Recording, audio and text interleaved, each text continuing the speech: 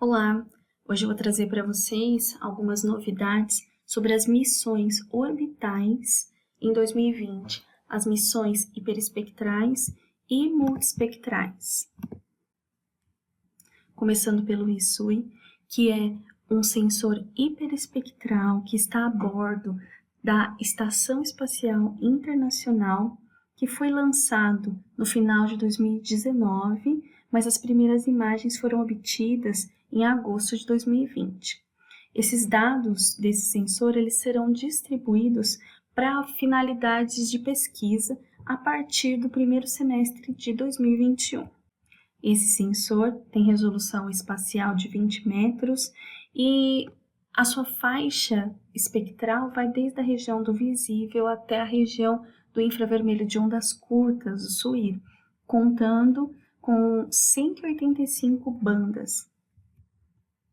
Aqui à esquerda está um detalhe da Estação Espacial Internacional e alguns instrumentos, e aqui à direita um pouquinho mais detalhado, onde a gente pode ver a localização desse sensor na ISS.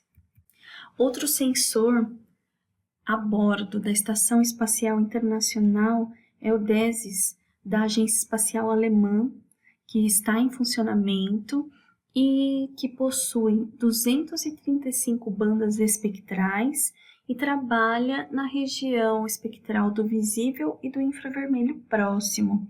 Ele foi desenvolvido por uma empresa americana em conjunto com a Agência Espacial Alemã e possui uma resolução espacial de 30 metros.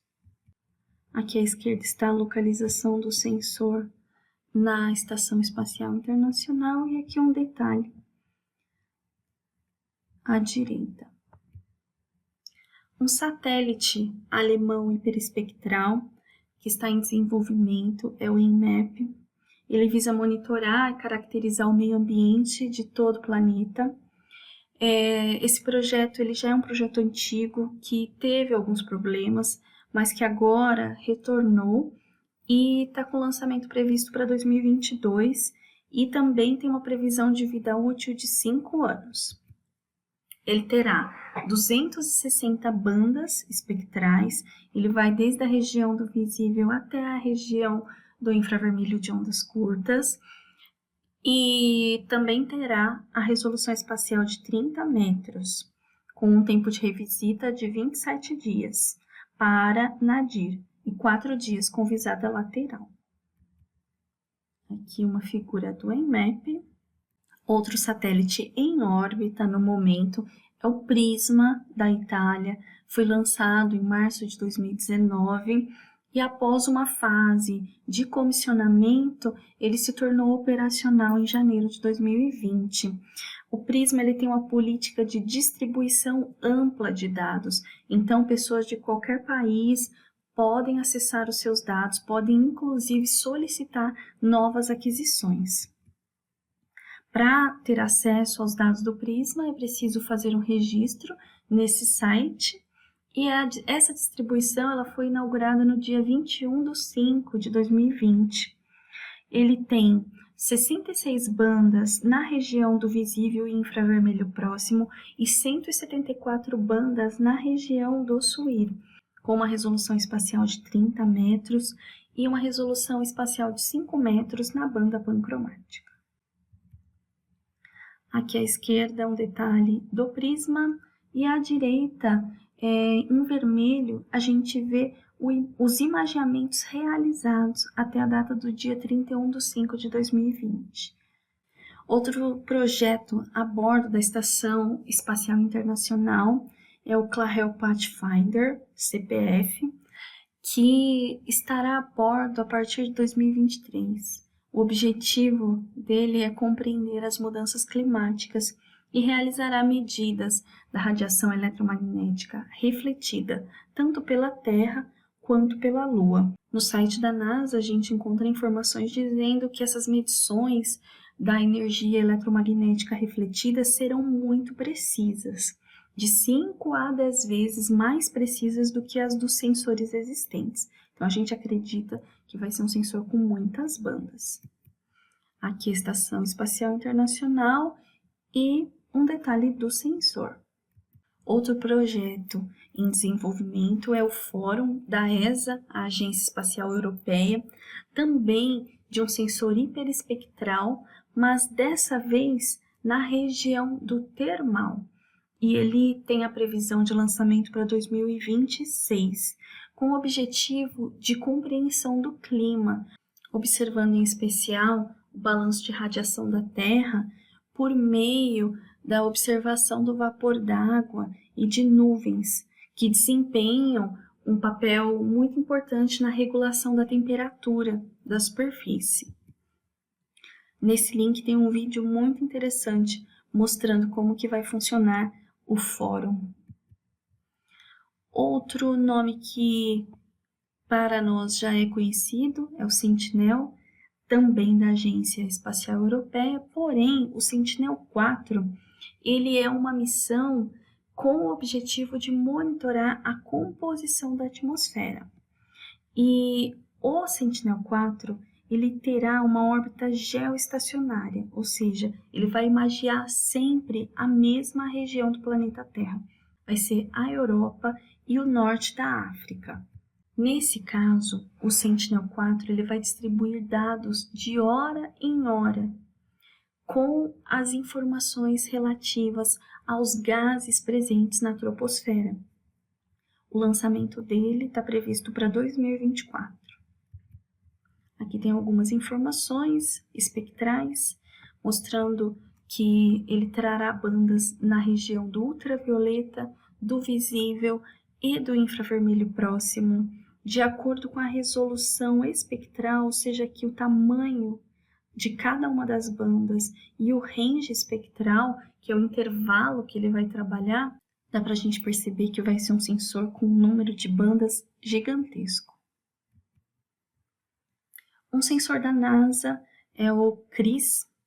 Ele já está a bordo do satélite Suomi e também do NOAA-20, mas ele estará a bordo também dos futuros satélites JPSS-2, 3 e 4.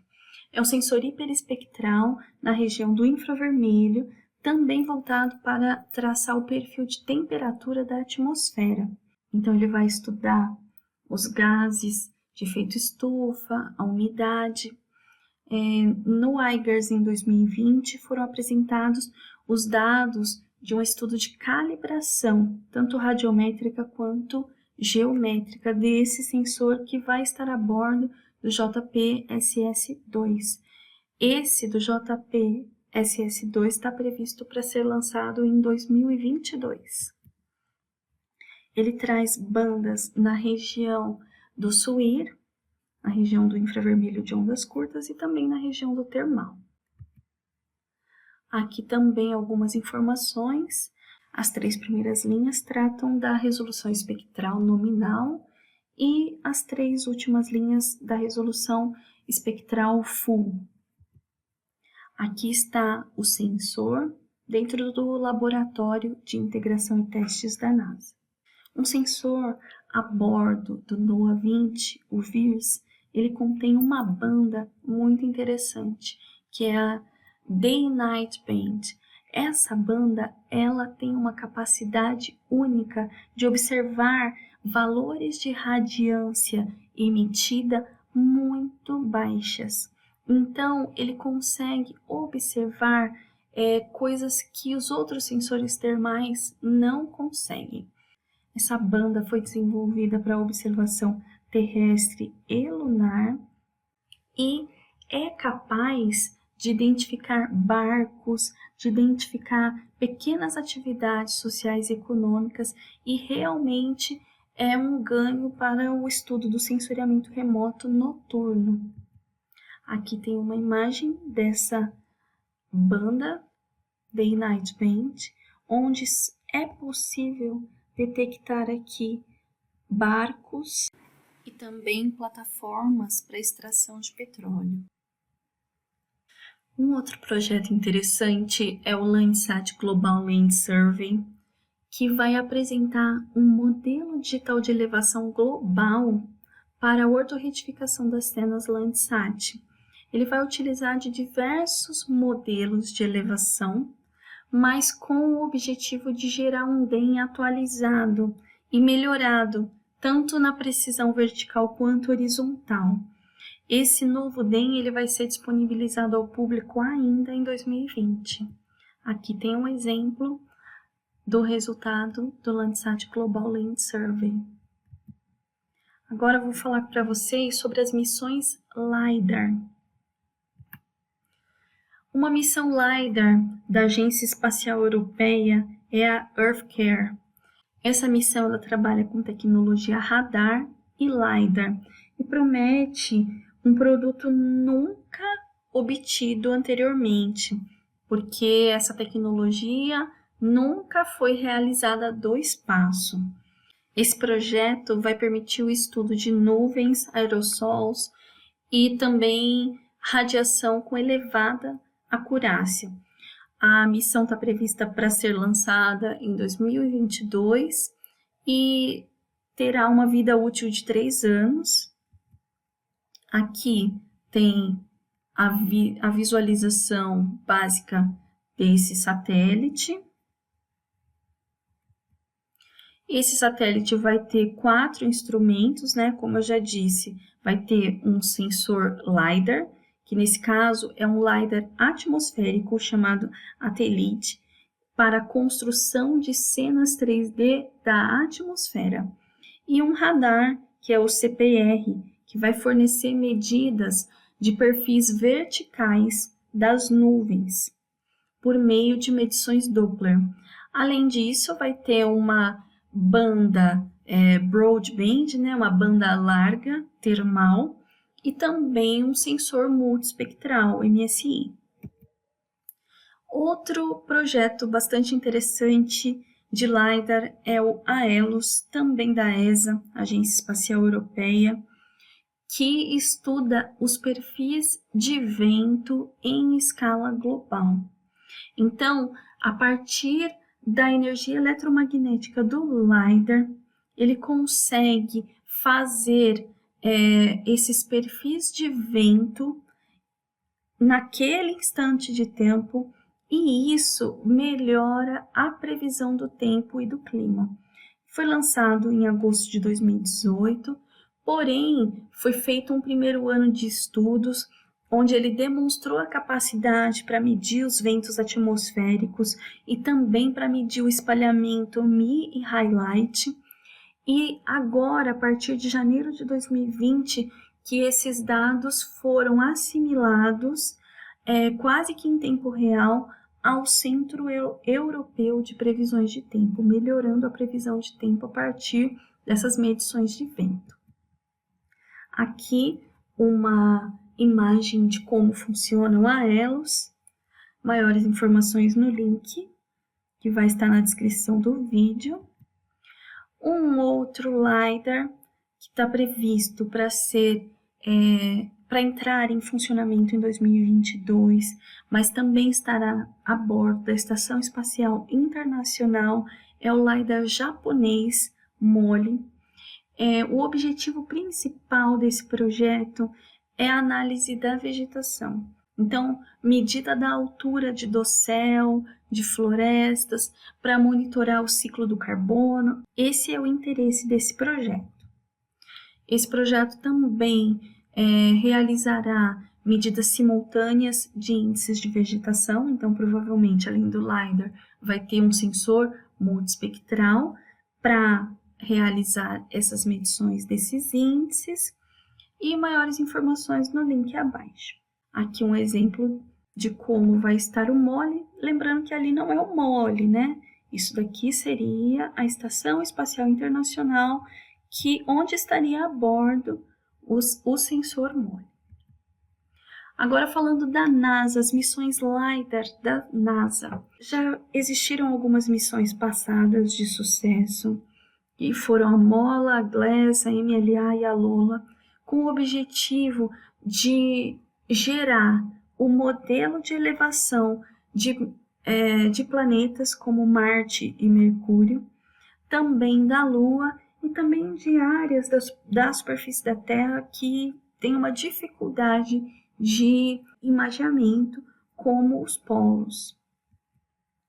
Agora falando das missões ativas de LiDAR na NASA. Então está ativa a missão ICESat por meio de um LiDAR que tem o nome de Atlas, que atualmente faz a estimativa da mudança de elevação da camada de gelo.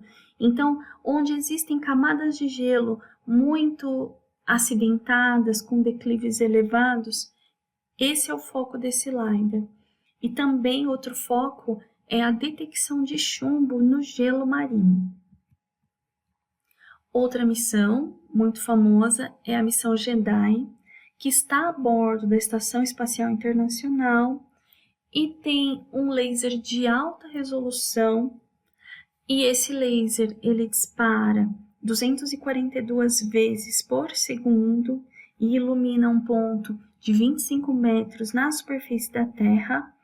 Cada feixe desse é separado por 60 metros e isso gera uma gama gigantesca de dados, realmente um conjunto Big Data, porque nesse período de 24 meses que o sensor JEDI ficará na Estação Espacial Internacional, ele espera produzir mais de 10 bilhões de observações sem nuvem. Indico muito que vocês vejam o vídeo do JEDI, o link também vai ficar na descrição. Agora falando das missões futuras da NASA, tem a LCRD. Essa missão ela se propõe a revolucionar a comunicação, a maneira como a gente envia e recebe dados. Então, isso também é possível com LiDAR. Então, essa missão ela propõe que, por meio do laser, nós possamos enviar e receber dados de maneira de 10 a 100 vezes mais rápida do que as utilizadas atualmente. O lançamento dessa missão está previsto ainda para esse ano. Lembrando que muitas missões elas foram prejudicadas nesse ano, tanto na NASA quanto na ESA, por causa da pandemia de Covid-19. Então, algumas missões que estavam previstas para esse ano provavelmente não sairão esse ano devido a esse período que as equipes precisaram ficar em isolamento social. Aqui uma visualização do LCRD, algumas informações. Outra missão bastante interessante futura da NASA é o Dragonfly. O Dragonfly ele vai trabalhar com aterrissagens de helicópteros em outros planetas. E esses helicópteros eles terão um espectrômetro de massa a laser, e com isso vai ser possível analisar a composição das superfícies desses planetas. Então, esse tipo de laser ele é muito usado quando a gente vai trabalhar com geologia, arqueologia. Então, é esse laser, né, esse LiDAR que vai estar a bordo do Dragonfly. Aqui um exemplo do Dragonfly. Maiores informações sobre o Dragonfly estão aqui também nesse site que eu vou deixar na descrição do vídeo. E é isso. Muito obrigada a todos. Continuem curtindo o nosso canal. Um abraço.